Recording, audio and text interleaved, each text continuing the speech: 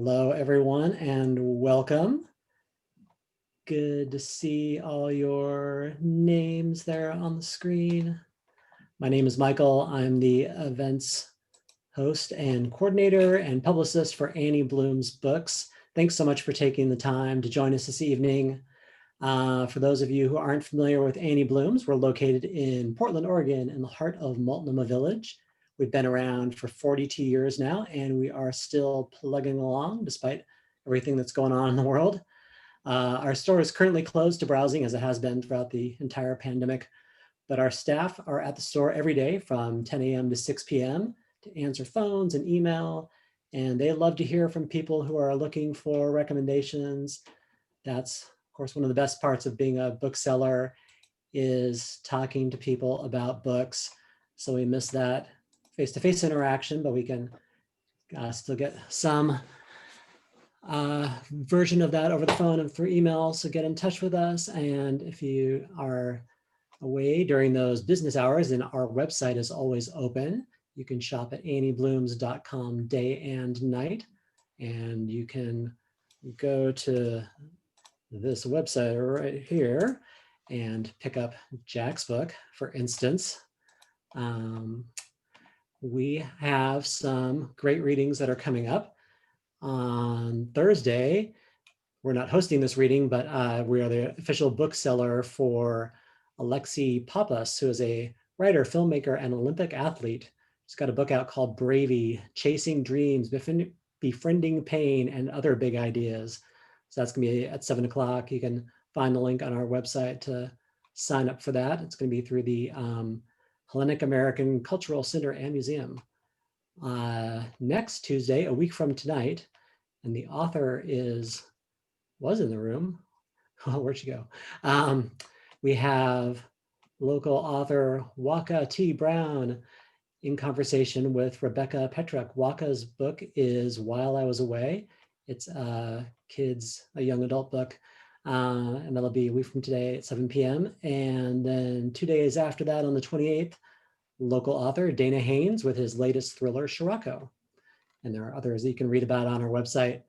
Tonight, we are delighted to be hosting Jack Estes. We have Jack's book on our shelves right now. Follow that link that I put in there in the chat. You can go and pick that up. He's going to do a reading and then some Q&A and another reading and Q&A. You're welcome to pop up on the screen and ask questions or put questions in the chat, and I will relay them, whatever works best for you. So Jack is a Marine Corps veteran who served in Vietnam in 1968 and 69.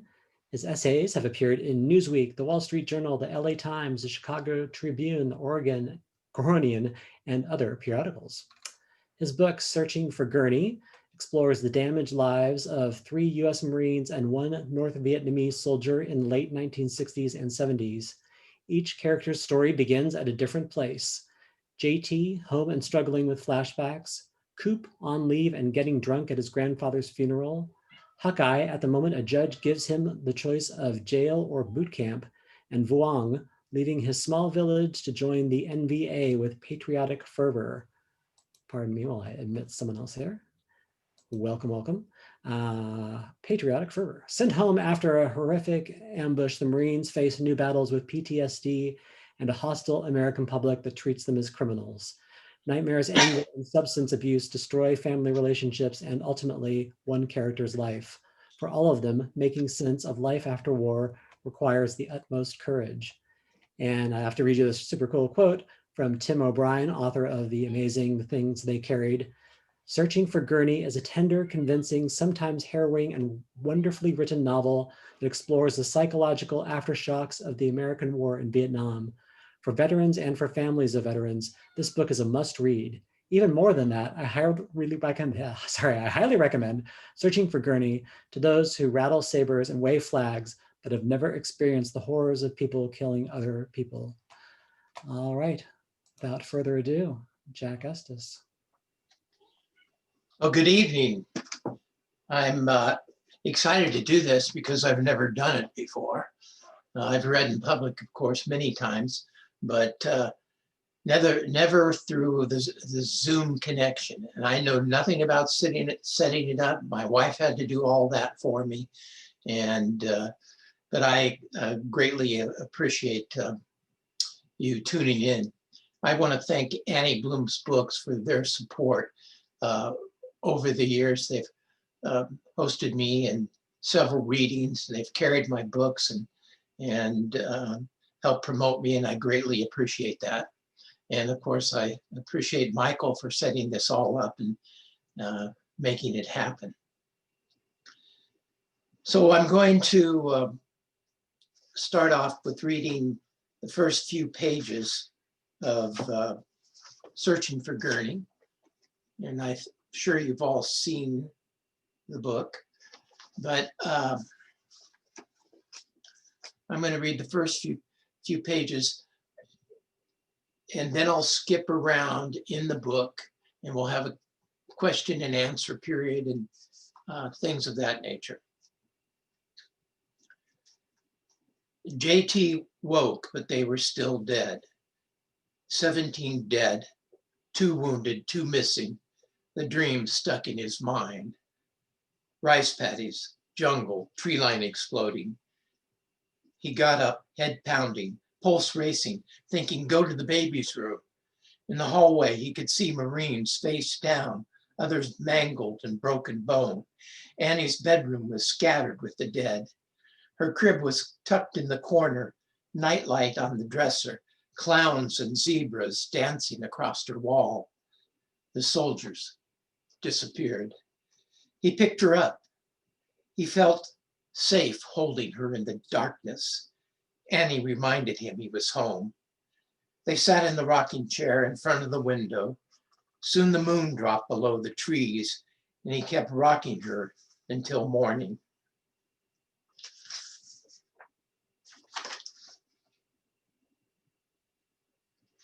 That was the first character, JT. The next character is Hawkeye. On the day before his 19th birthday, Jesse James Joseph Hawkeye Collins stood handcuffed in front of a Chicago Circuit Court judge waiting to be sentenced for assault and battery, carrying a concealed weapon, a knife, and wearing a long sleeve silk shirt and white tennis shoes. A thick gold chain wrapped around his powerful neck and shined against his black skin. He had a huge afro and looked like he should be pimping whores on the south side of town. He'd been busted twice this year, last time in a bar on Rush Street. He was chatting up some fine-looking lady in a tight mini when her estranged boyfriend came up, called the girl a bitch, and shoved Hawkeye. A fight broke out, and Hawkeye ended up in jail for assault and carrying false ID. He did 30 days in city lockup before overcrowding pushed him back on the streets. During that 30-day gig, about the only thing to do was to read paperbacks. He dusted off 18 books, which helped ease his frustration and anger. This time his mother was crying openly, sitting in the front of the court next to a Marine Corps recruiting officer. Despite the cuffs and the situation, Hawkeye, as he liked to be called, had a big cocky grin on his face, as if he were about to receive a commendation for Citizen of the Year instead of a prison sentence. Mr. Collins, the judge snapped indifferently while sifting through Hawkeye's file. Wipe that smile off your face. Hawkeye obliged, shifting his weight back and forth on the balls and heels of his feet, seeming more bored than concerned. Mr. Collins, this is no joke. I can have you incarcerated for years. Hawkeye shook his head and laughed quietly at the floor. Doing time didn't bother him. What the fuck? But sensing he might be compounding his grief, he looked up at the judge, real serious-like. Yes, Your Honor, I know I messed up. Mr. Collins, I have letters here from your mother and teachers at the high school from which you were expelled. They say that despite your incorrigible behavior, you are worth saving. This seemed to please the judge as he shuffled through more papers, stacking them neatly on his desk and reading another letter. What the letters didn't say was that school came easy for Hawkeye and it was boring. Of course, not having a dad or siblings helped compound his feelings of being different. He also had that other little problem or gift, depending on how you looked at it, of having a photographic memory. It came in handy when listening to classroom lectures or reading textbooks. The problem side was having total recall for events that shaped his life, especially when they were not pretty, like seeing his cousin Clarence stabbed in the eye with a fork when he was 4. They had been in a restaurant just down the street from their house eating pie and ice cream. Clarence was 13 and was babysitting. He was also dealing heroin for his older brother. 3 Chicanos walked in and up to their table, teenagers wearing brown berets. The shortest one had a thin mustache, hands in his coat pockets. He dipped his shoulders when he talked. Blackie, you dreaming in the wrong location. You dealing in the wrong place. Then he ripped a fork off the table, shoved it in Clarence's eye, and they all ran out the door. There was Clarence bent over the table, hand covering his eyes, screaming. Hawkeye could remember it all, everything, perfectly, even the pattern of the blood running down on Clarence's hand and into the pie. The judge coughed twice, sniffed. Your teacher indicates you were a gifted student before you were kicked out. She says you need focus. He reached under his desk, pulled out a Kleenex, blew his nose as he continued to study Hawkeye's file. It says here, Mr. Collins, that you have an IQ of 152. For a moment, the judge appeared a bit startled. Why, you are very, very bright. He reviewed Hawkeye's rap sheet of mostly petty crimes like shoplifting, curfew violations, urinating in public. Once again, he looked up at Hawkeye and then to his mother. The letters had touched him. Besides, jails were packed. Well, Mr. Collins, I'm going to give you one last chance. Either you sign up with the Marine Corps today or you're going to jail. Do you understand your options? Hawkeye looked back over his shoulder as the officer sat stoically next to his mother. He gulped a breath and turned back to the judge. Yes, Your Honor. That afternoon, Jesse James Joseph Hawkeye Collins walked with his mother and a police officer down the courthouse hallway to the Marine Corps recruiting office. The cuffs were removed and he was sworn into the Marines.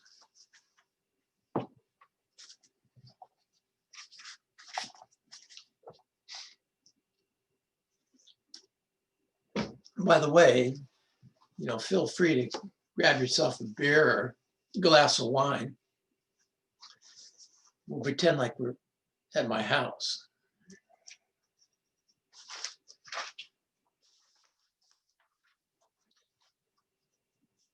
So as Michael said earlier, this book has 4 main characters. 3 of them are US Marines. And the final character is a North Vietnamese soldier named Vung. And as Michael also said, this book starts in different time frames and, of course, locations for each character. So this is the first chapter of Vung. When Vung was born in a bamboo hut with dirt floors in the village of Wa Bin. It was spring in the year of the tiger, and he was the first son, which was a good sign, even though his birth was difficult. His father, Dieppe, was a member of the Viet Minh, a resistance front struggling against the French colonists. When Vung was born, Dieppe was 50 miles north in Hanoi, training with troops for the revolution. On the night Vung's spirit chose his parents and came into the world, his mother Thuy was in great pain. Her baby was turned slightly, nearly breech, and the baby fought to be steady. There was no doctor to tend to her, only grandmother and another old woman from the village. 2 oil lamps lit the room, casting shadows on the family altar and the wooden bed covered with a mat where Thuy laid. Grandmother sat on the side of her bed, wiping Thuy's forehead, and sang a quiet song as Thuy clenched her teeth and pushed down on her swollen body. The village midwife was tending the fire in the only other room, where a pot of water boiled. When the baby finally came, it was still dark, but a cock crowed, which was a good sign, grandmother said. The afterbirth was put in a large soup bowl beneath the bed, and at first light, grandmother buried it in the family's garden. It had been a family tradition believed to honor the earth, passed on for generations. For the next few years, Vung grew up never traveling far from the scattered huts and fields of his village. When he was an infant, his mother would strap him on her back and work the rice paddies or turn the garden. Other times, he'd lie happily on a blanket underneath the shade of a coconut tree, smiling towards the sun. His father would come home and bounce Vung on his knee while grandmother sang. Sometimes his father would play his flute while swinging from a hammock stretched between the bamboo poles that framed their doorway. But his father's time at home became less frequent as the war escalated. In 1953, French planes began bombing close to the village, so the family built an underground bunker. When the planes came, his mother and grandmother would hurry him outside and make it a game, challenging Vung to see how fast he could crawl down inside their bunker. Each time his mother would say he was very fast for a small boy and give him a sweetbread or banana and pat his head gently. They had mats on the floor, a bucket of water, food in woven baskets, and a thing he did not yet understand, called a rifle. In the winter of that year, his brother Bick was born on the floor of the bunker, but his birth was not good. Vung sat in the corner, his back against the dirt wall, the oil lamp flickering. Planes roared overhead and explosions rang as the ground shuddered. "Keep your mouth open," Vung, his grandmother warned, so the concussion would not blow out his eardrums. The bombs came again and again. Hum, hum, hum. The explosions sent shockwaves through the earth. Finally, the planes left and the bunker was quiet. Vung was covered with dirt. He had wet himself and he was crying. There was too much blood from his mother, and she died without a whimper.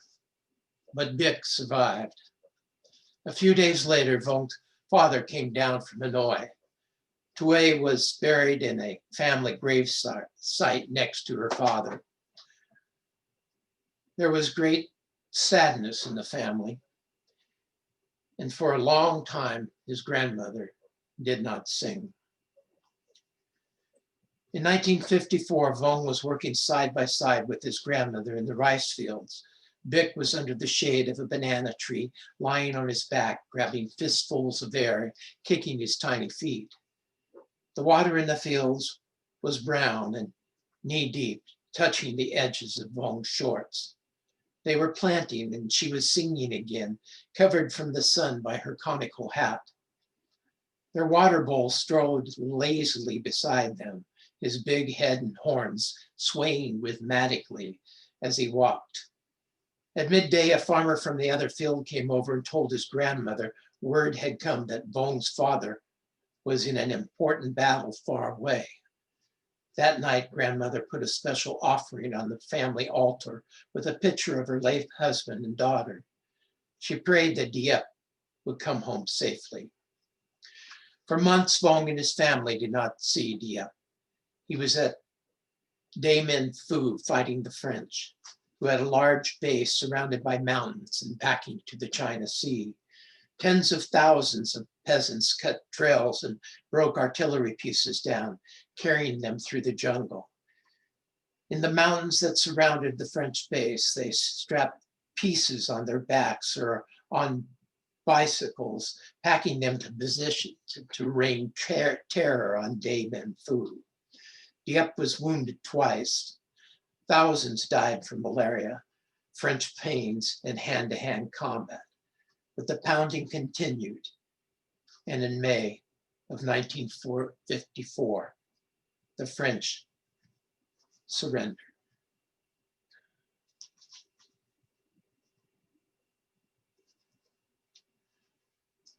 I'm going to go back to JT. Can one of you give me a time check?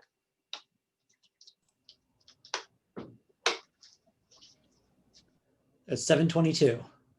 Okay. Well, I think what I'll do is I'm going to read some more, but I'll open it up for a question or two if you have an interest. Feel free to type something in the chat if you want, and I can relay that, or unmute yourself and ask. Somebody must have some question. All right, I wrote down a couple, unless someone else is going to ask. Okay. All right. So did you start with characters or plot? I started with characters, and I started with my memory, and I created characters. Some are compilations of Marines that I met and Vietnamese that I met, and that's how I started. And I had an idea, and actually this book, I've been working on it. I had been working on it over 20 years. Wow. And I had received a bunch of rejections. I even went back to New York and they said this wasn't quite right and that wasn't quite right. And in the meantime, I wrote, many essays and, an award-winning screenplay, which I liked so much, I turned it into my second book, The Soldier's Son. But I was always still, working on that, on Searching for Gurney. And I decided to spend, the last year working on it. And now it's done with the help of a lot of other people. Like Pam Wells was my editor, and she was wonderful. So can I ask a question? Yes. So Jack, would you call this book a book of fiction based in fact, or fact-based, fact-enhanced fiction? Well, I'd say you're probably right the first time around. It's a book that is based on some facts, quite a few facts, and but a lot of fiction. And a good friend of mine pointed out a couple of those things just today on the telephone. That hey, that reminded me of where you used to live. Uh-huh.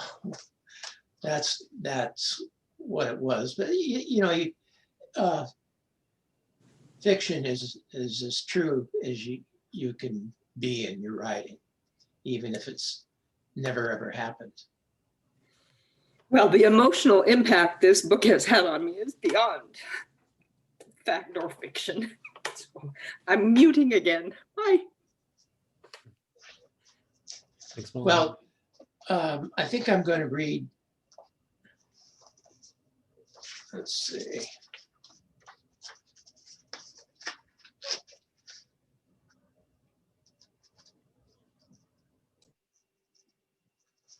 Okay, just one second.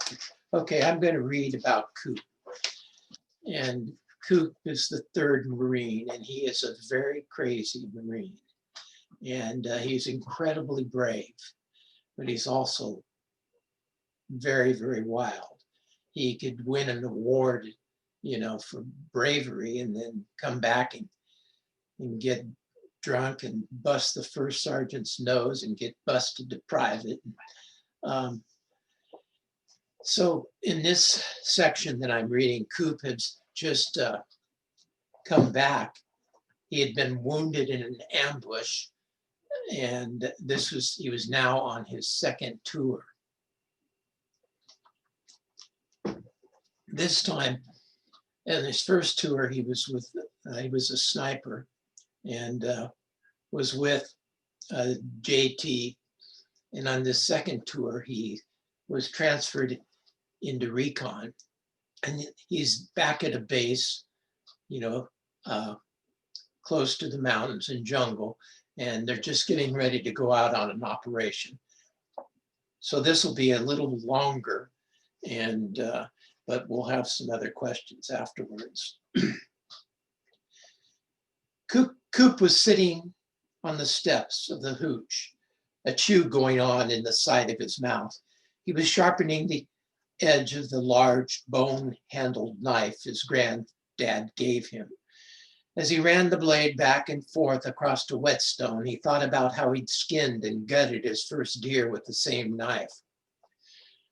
Granddad had taken him up into the mountains in the middle of late September during a hot Indian summer. The kind of summer that makes kids sweat in classrooms and hope they can bust outside and run wild. His granddad picked him up at school in his truck and drove to the base of the mountains. They hit it off an old logging road and humped in. "I can smell the rain, boy," his granddad said, which amazed Coop. That night it rained. It blew so cold and wet that Granddad started a fire next to their lean-to. The next morning, the sun burned away the moisture, but the forest was softer and quieter. They moved along a hog's back, eating candy bars, when two deer darted from a tree line that stopped as if alerted in a clearing just opposite the ridge. It happened quick. Coop's granddad swung his bow, drew, and released. The arrow passed to the doe's neck, but brought her down. Coop remembered she was still kicking. Her brown eyes opened wide. "Put her down, son," Granddad said gently, his hand resting on Coop's shoulder. "You gotta put her down now so she don't suffer." Then Granddad handed him the bone-handled knife and showed him where to cut her throat. There were tears in his eyes, but when Coop was through, his granddad said, "You done good, son." The knife was Coop's from then on. When he was done sharpening, Coop stuck the knife in a scabbard attached to the suspenders of his web gear. Soon an open bed deuce and a half with wooden side rails and bench seats pulled up. Its motor thumped in the silence, and there were no lights on. At 04:55, they loaded up and left the small courtyard of tents and plywoods, heading for the helipad.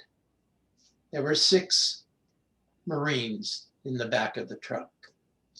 "Guys," Trump instructed, "when we reach the chopper, we're in silence. So if you have any questions or concerns, get them out now. Focus. Be clear. Jenkins, load them and make sure we tie into a circle when we land, okay?" "Cool, LT," Jenkins replied. "Grab hands." Klimp said in a voice that was almost a whisper. In the back of the trunk, they joined hands. Jenkins, Latz, the LT, Coop, Weldon, and Fruitcake. No one spoke as the truck bumped through the darkness. When they arrived at the helipad at the far end of Quang Tri Combat Base, the chopper was waiting. Its rotors were turning as they jumped from the truck and shoved through the side door of the Huey. They sat on web seating, snapped magazines in, and put rounds in their chambers. There would be one other chopper following, touching down as a decoy, a few clicks away, then repeating a touchdown again farther to conceal the real impact. Coop could feel his pulse in his temples and his mouth parch as he played with his mustache. Then he pulled his bush cover tight on his head with a strap hanging loose under his chin. As they choppered through the early morning sky, everyone was thinking about not wanting to die.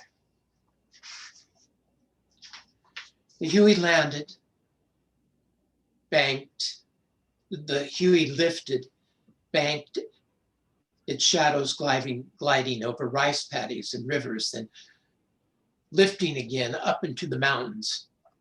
It cut a sweeping path through the fading night, passing beneath the sideways moon, then disappearing into the Asha Valley. This was a valley snarled in double and triple canopy, so thick that trucks were easily hidden from the air. It was a nightmare, overflowing with hardcore NVA soldiers, battle-tested soldiers who had walked the length of the Ho Chi Minh Trail, charged up with liberation, hoping to kill Marines. Their chopper touched down in a green meadow of elephant grass, just as the sun peeked over the horizon. The tip of the valley and the meadow was a brief respite in an otherwise miserable and dense jungle. Around them on all sides were knots of tangled vines, broadleaf plants, trees, and vegetation, mixed so thick the enemy could conceal its location from only a few feet away. Jenkins led the squad out quickly from the side of the Huey, almost disappearing into waist-high grass. In a few moments, the team had formed a circle and was lying flat, their weapons pointing outward. The sun was coming up, and they looked like hunters in a duck blind. A moment later, they were on their feet, with Jenkins leading them into the walls of the valley. By the time the chopper was high and out of sight, the Asha Valley had swallowed the bad boys deep into its belly. After a few minutes, Lieutenant Klimp signaled to stop. He knelt down on one knee, triggering Latz, who signaled Jenkins. The LT brought out his compass and map and studied them in the morning light. He had marked his map carefully, showing the reconnaissance zone where the chopper was reported to have gone down and possible extraction LZs. While the LT was not a great marksman, he was an expert with map and compass. In jungle warfare school, the map course had hardly been a challenge to him. His ability to recognize site locations was extraordinary. He could run his fingers over the wavy shades of green on his map and almost feel the changes in topography. He found their approximate position on the map, shot an azimuth with his compass, and recorded it in pencil on the border of his map. They would work their way along the side of the valley floor for 2 1,000-yard clicks, then climb. By late day, they'd be in the area where the chopper was thought to have gone down. Coop was feeling at ease as he waited for a sign from Klimp to move forward. He knew the day would be long and difficult. There were reports of roads dug out of the jungle wide enough for trucks. It stoked him, fixed up an adrenaline rush. From the air, it was hard to believe trucks were there. From the ground, it was inconceivable. How could Victor Childs possibly cut through this shit? In a moment, they were moving again. They pushed and glided silently. The terrain steepened and became more difficult. The bad boys climbed and snaked their way up the side of the mountain, pushing through foliage so dense it seemed like night had fallen. Occasionally, Clint would stop and check his compass and map to confirm his bearings. At midday, they rallied into a circle and took turns eating, 3 watching. Then they rested, 3 dozing, 3 watching, hoping to find the chopper. By late afternoon, Coop had relieved Jenkins on point. He led the team differently. Jenkins moved like an elk, Coop like a mountain lion, stronger, closer to the ground. His vision was better, more peripheral. His hearing turned to a greater sensitivity. They climbed through trees and sunlight seeped through. From their position, Coop could see through the canopy to blue sky and white whispers of clouds floating beneath a brass sun. He stopped the team to one knee and rested, listening to a lizard squawk that sounded like, "Fuck you, fuck you." He drank a swill from his canteen and felt the temperature climb. Sweat soaked his shirt and his pack felt heavy. Birds skipped and fluttered from tree to tree. Coop took in the jungle smells and deep inhales. His lungs filled. He was happy. Just before dark, they crossed a narrow stream and refilled canteens dropped in halazon tablets to purify the water. 10 minutes later, Coop reached an opening half the size of a football field. His adrenaline surged. There were a few craters, the results of recent B-52 strikes, which meant that at one time the place was probably crawling with the enemy. Some of the trees close to the craters had been mangled and blown away. He stopped the team at the entrance to the clearing and moved back to Clint. "Big space, LT," he whispered. "Definitely engine country. Could be uncool trying to cross." Clint dropped on one knee, took off his jungle cover, wiped sweat from the corner of his eye with the back of his wrist, then slipped off his pack and sat on it. He looked tired, as if wanting an excuse to stop for the day. This could have been where the spot the helicopter was trying to reach when it got hit, Clint said quietly. "How long would it take to cross, and what's the downside?" Coop considered Clint's question and how stupid it was. The downside was obvious. They could get caught in the open and get scorched. After all, every slope eye this side of the DMZ would love to watch as 6 Marines came waltzing by in the middle of nowhere. Can I have one more time check? Yeah, 7:39. 7:39. I'll read a little bit more of this, and then we'll have a few minutes to ask any questions if you want. "This is it, LT." Coop knew they were close. He could feel it. "I think we got gooks all around us, but they're probably dug in closer to water. A lot of them were killed here, so they're gonna think it's bad luck. I say let's do it. Piss on it. We can cross quickly, scoot into the bush, then set in for the night." "Okay, Coop, let's go for it." Coop and Latz slid out of their cover under a fading light and crossed into the field.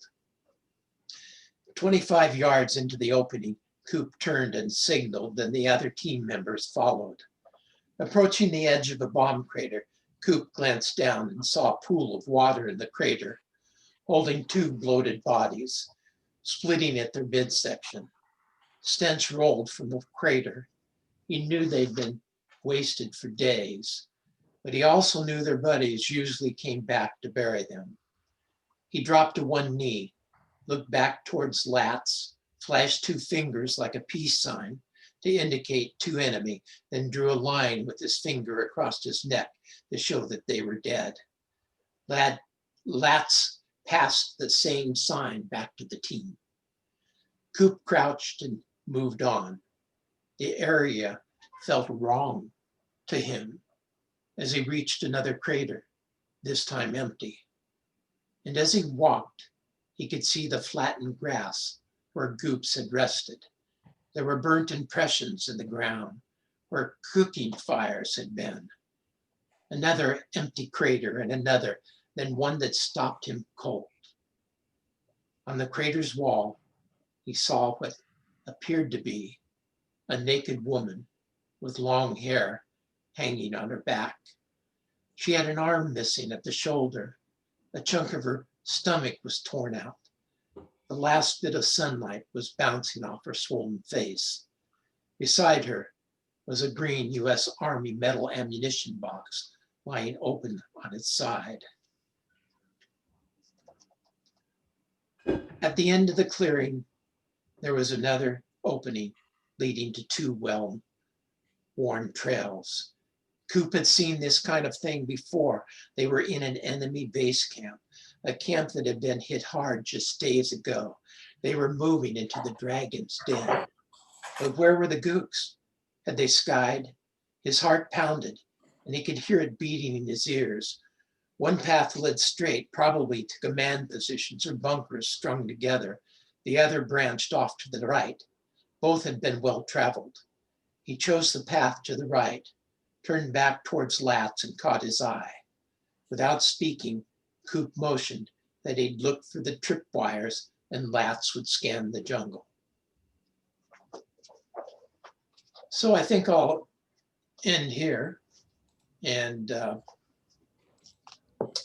I appreciate you taking the time and energy to follow me tonight. And for some of you, you've heard me read before from other books, and I just want to thank you for your great support. Now, I just want to tell you that the book follows all of these characters from when they were first in, growing up or in Vietnam, and when they finally came down and or came back home. And it follows them, including Vung, through his life of being a veteran and what PTSD was like for the enemy soldier and what it was like for him. And I want you to know that although there's some really tough stuff, the book ends on hope.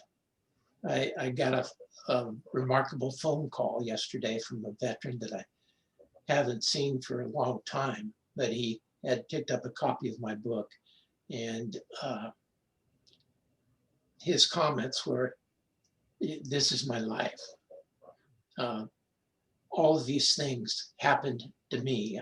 I mean, not exactly, but all the wars and the battles and the fears and all of those things, and my bouts with PTSD and what it was like to try to live during the war and after the war." And anyway, then he was nearly crying, and he said, "But the best thing was that you ended on hope. And now I feel I have hope." So that was it. Do you have any questions?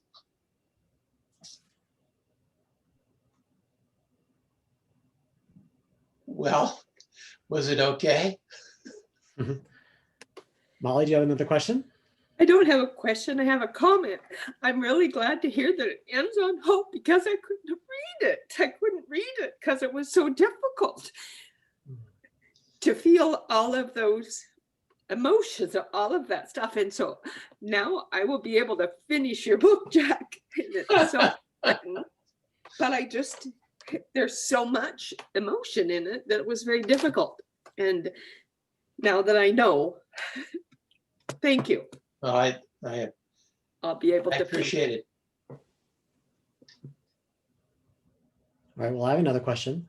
How did you go about researching the Vietnamese character? What was your process like for?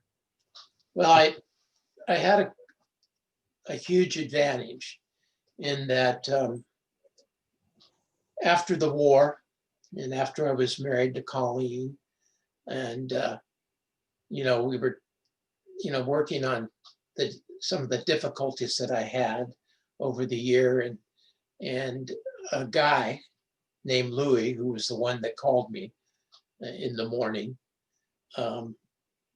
he came into my office. Somebody had told him there's a Vietnam veteran that's very active in things locally. If there was anyone that should go back to Vietnam, it was you, it was Jack.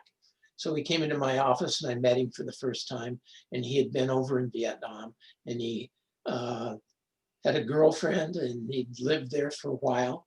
And he convinced me that the best thing I could do, would be go back to Vietnam. So in 1993, I took Colleen and our 2 kids, and we went to Vietnam.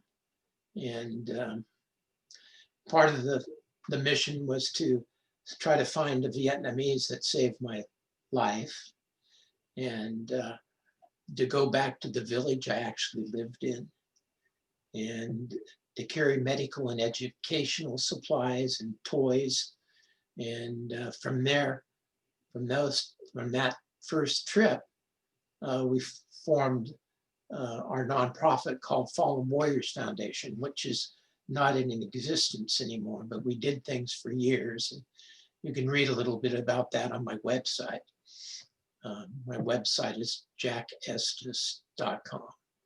And subsequently, we spent a month there, and then I went back on my own with a group of veterans that I led them back to their original point of pain, and which is the phrase my wife gave. And then I took some doctors and nurses back on the 3rd trip. And then I took back some kidney dialysis machines and shipped over tons of medical and educational supplies. So I had a working knowledge, and I had met with quite a few North Vietnamese Army soldiers, and I knew what they told me what they feared the most and what it was like coming down the Ho Chi Minh Trail. And of course I had Louis, who by then had married this woman, was still living in Vietnam, and he helped me arrange some of these meetings.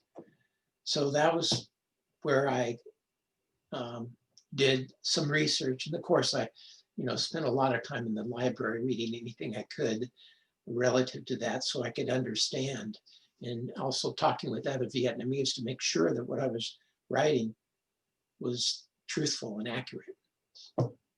So that's how I did that. Yeah, cool. For the Vietnamese. But that was a great question. All right, kids. If no one else is going to give me a question, you'll have to send me an email.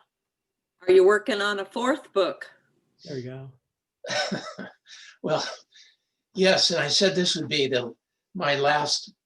I'm working on 2 books actually, and one is a compilations of all of my essays that I've written over the years, plus new essays that I'm currently writing and have written and haven't had published. And that I'm working on. I'm working on a children's book for my grandson called Mysterious Lake. And then I forget who it was, but somebody said to me, have you started on the sequel yet to Searching for Gurney? And my wife's pretty burned out in Vietnam, so I don't know if I'll write a sequel, but I might. There could be some good stories there. Right, John? Hey, Jack, I got a question for you. This is Dave McCormick. How's it going? Hi, David. Hey, so I, as I mentioned in my message to you last week, finished up your first book, and I was just curious. You were able to draw on a lot of memories in that book, very specific details. Did you keep a lot of journals through the course of Vietnam, or how were you able to reflect back and really draw up some specific details in your writing? Oh, I'm glad you asked that question. I've got a couple of friends that have incredible memories, and much better memories, certainly about music and certain events that happen. But what I've done in my life, which has helped me in all of my writing, and I started doing this when I was a kid, and I don't know why I did it, but I focused on things and I kind of stepped back and memorized that moment, thinking that sometime it would be important. Like, my mother and father divorced, and they were, it was very angry divorce, but their behavior was something that I've, have written about. And I memorized those events, just memorized. In Vietnam, it was the same thing. And then going back over them. But that's what I still do. I miss a lot of things. Like right now, I forget everything. I go out of the room and can't remember what I walked into the next room for, unless it's the bathroom. So does that answer your question? Yeah, that does. I find that very impressive. Yeah, I can remember things in my past in great detail, and if not, I've got a friend that remembers everything else.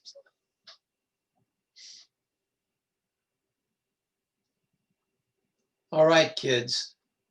Thank you again.